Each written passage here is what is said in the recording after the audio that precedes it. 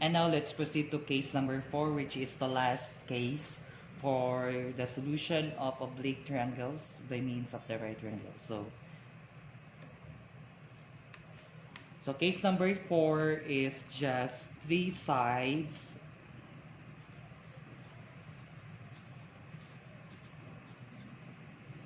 given. So example number 4 for this topic, which is the given is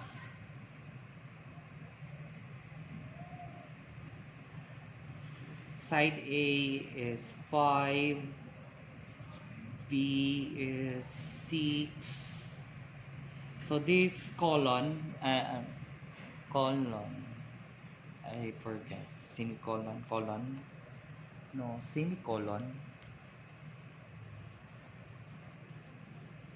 I forgot what is this. Basta separator siya to indicate na another given. So required is si angle A, si angle B, and angle C. So no need to have alpha, beta, and theta as the angle. So direct na siya sa A and B and C. So it depends upon your choice. If you have not prone to forget that the assigned nomenclature or assign lang nimo siya for that angle. So okay kay itong theta, alpha, and beta. Anyway, so atong i-draw, pwede tayong gamit ang ruler ani kay gagmay na number. So butang na to si A, kung si C ni dali lang. So dala si given, si required, draw diagram. So taaso na to si C, kay siya man si C na so mag-ilog si A and B. So B dari ano lang. Go wrong. So nalapas no.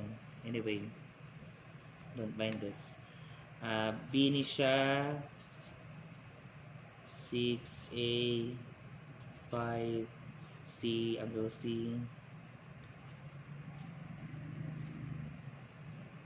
and angle A, right? So ang anyang case, once ma-solve na to si mga angle ani, diretso na din datong A plus B plus C 180 para makuha na itong final angle. Anyway, bisag asa ta pwede mutukod sa tuang bisecting ay making right triangles. So pwede kay kudari no. Kung dari ko ano ni siya, so it really needs logic para ma-solve na to siya.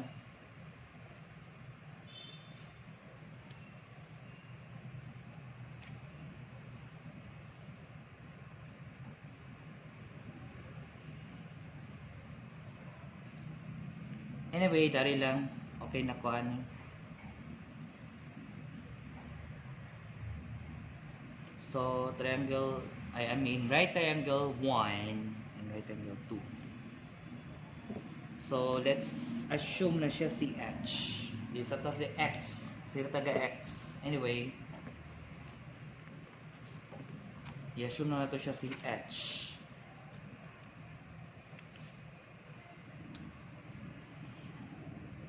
Did you remember about Pythagorean theorem? So, posibleng magamit na to siya. Then, let's assume that this is si M and this is N. Wherein M plus N equals to 9. Right? Where M equals to 9 minus N.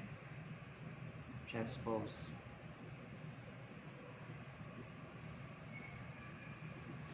So, through Pythagorean theorem, Pythagorean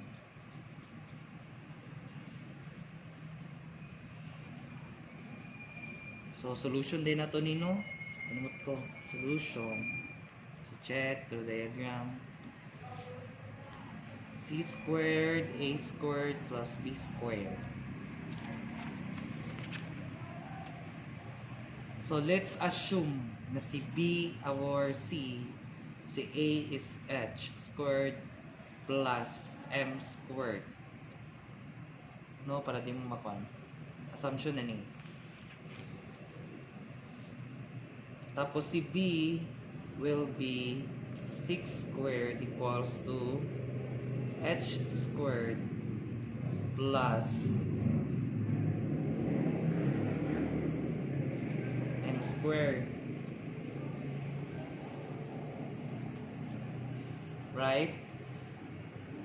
So, pwede na to gamiton si H as their common unknown. So, H squared, wherein 6 squared minus M squared. No, pwede kayo, no? So, this is our equation number 1. Okay? And the next step is to consider the illustration number 2. So, Pythagorean theorem, gapunta. C squared equals to A squared plus B squared, wherein C will be si A squared, and si A squared will be H squared plus N squared. Diba? Cn is N equals to 9 minus M. Right? So, pwede natin isulod si M sa equation. Wherein 5 squared H squared plus 9 minus M squared. Right?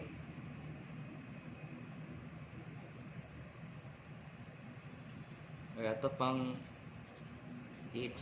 simplify. So, pila man name? And 9 times 9 is 81. 81 minus 18 M plus M squared. So, muna ang resulta. No? If you haven't familiar or na-forgot lang name mo, sa ganion, plus M squared times negative 9M, negative 9M, and 81. So, 81 minus 18M plus M squared. So, mali siya daring. And 5 squared. So, therefore, H squared plus 81 minus distribution of the addition or the summation, addition sign, 18M plus M squared equals to 5 squared. So, si H lang atong ibilin, H squared, therefore 5 squared minus 81 plus 18M minus M squared. No? So, equation number 2. So, sa pinakalisod, based sa kung karon si case number 4. Okay, na equation involvement. So, ibalik na to, no? So, equation 1 is only H squared equals to 6 squared minus M squared. While sa equation number 2 is H squared equals to 5 squared minus 81 plus 18M minus M squared. Same man sila, so pwede na to silang H squared equals to H squared. So 1 sa 2. Diba? Same man sila. Isa ramin sila. So equals na. So therefore, 6 squared minus M squared equals to 5 squared minus 81 plus 18 minus m squared. Ang mga values ani gipamutang nako. So therefore, atong panani is pangitaon si m. So 6 squared. Pwede ra dari. Mawala na ni. Diba? Kung ato na transpose, ma-plus, wala, cancel, cancel. So therefore, 18m 6 squared minus 5 squared minus 81, right? So therefore, m ma-divide naman siya kay cross multiplication. 18 6 squared minus 5 squared minus 81.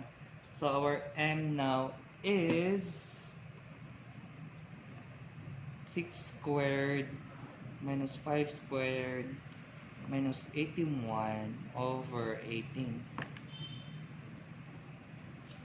So something wrong no sa tuang my god. Balhin man siya so plus.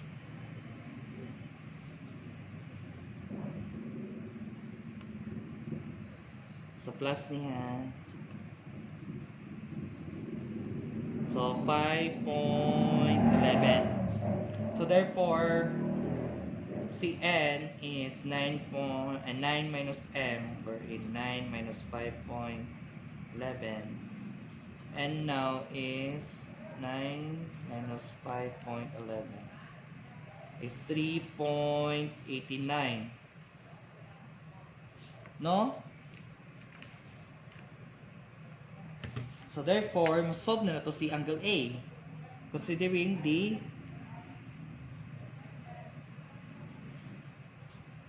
right triangle illustration 1.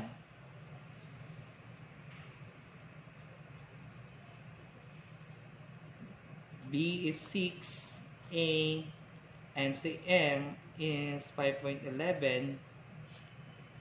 So makuha na to ni. So we can use the cosine actually. Cosine A equals to, ay mo kalibog nga no, wali theta, didiretso na nako. Wali theta or beta. Anyway, same naman sila. Angle A, angle theta, same na sila. M kalibog. So cosine man so adjacent side 5.11 over 6. Tapos, diretso na nako para ma-practice niyo ang pag-direct. So, cross multiplication to find the angle. Take note, to find the angle, you must have this shift plus the trigonometric description. So, cosine to the power of negative 1 times 5.11 over 6. So, our angle A is shift cos 5.11 over 6. So 31.61 degrees. Kuha na to si sa angle. So considering now the second illustration of right triangle,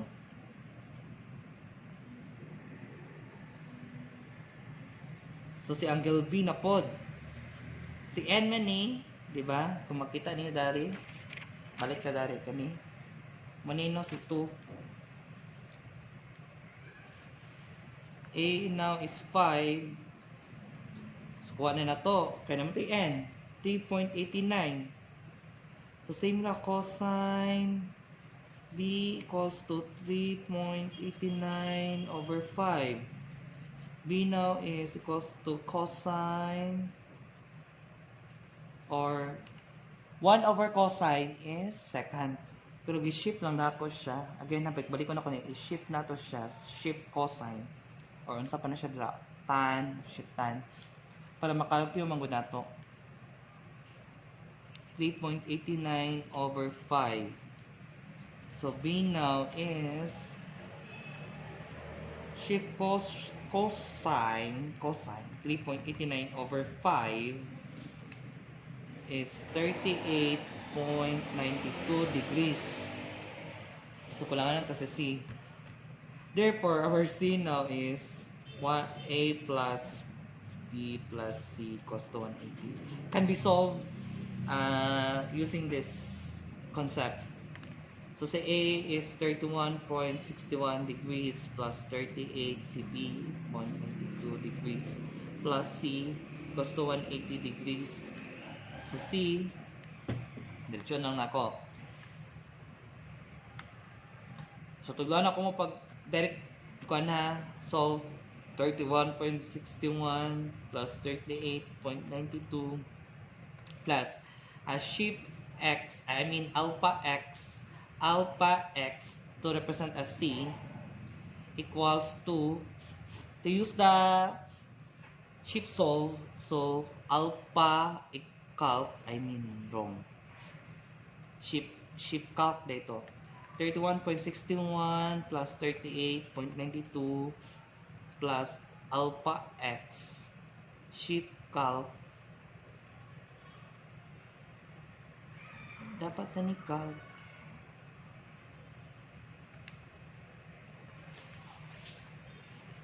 31.61 plus 38.92 plus alpha x.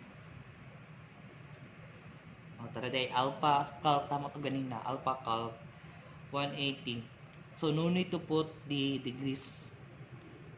Pwede na po na degrees, pero mas anyway, para kuan mo ba, nebot niya itong degrees.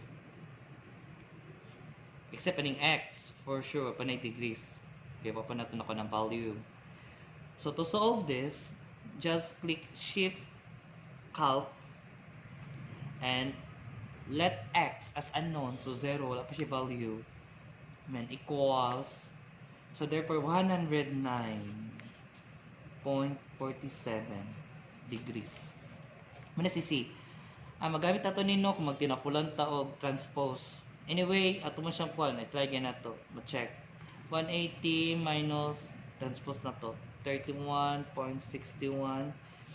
minus 38.92. So, tara, 109.47. So, mag-summary ta. Summary of answers.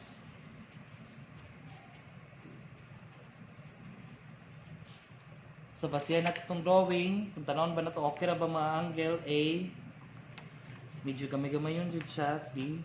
So, nakaana dyan ni siya. So, mag-redraw ta, no? Dili okay akong unang drawing. So, dari lang ta mag-summary of answers. Summary of answers.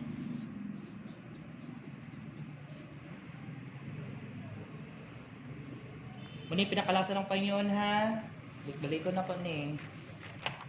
Given required, draw diagram, solution, summary of answers. So, ang A na to, angle A now is 31.61 degrees. B is 38.92 degrees. C is 109.47 degrees. Since atong drawing una, di man siya akma sa mga result sa angle, so we can always redraw, mag-re-diagram or redraw the diagram. Since 9 na siya dahil C, tapos ako tas yun siya. 9. Ano na ni siya? Kay 6 man dahil sa pikas, medyo kwan siya. Taas. So, A is 5, dahil is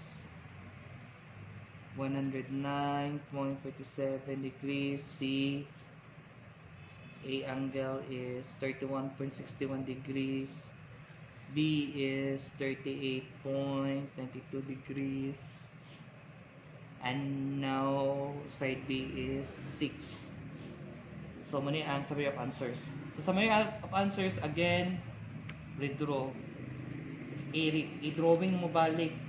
Basta ni Ondi, yung mao ang kwan, nabuhat na triangle. So, that's how to solve a case number 4 wherein the 3 sides given. So, tas-tas ang case number 4.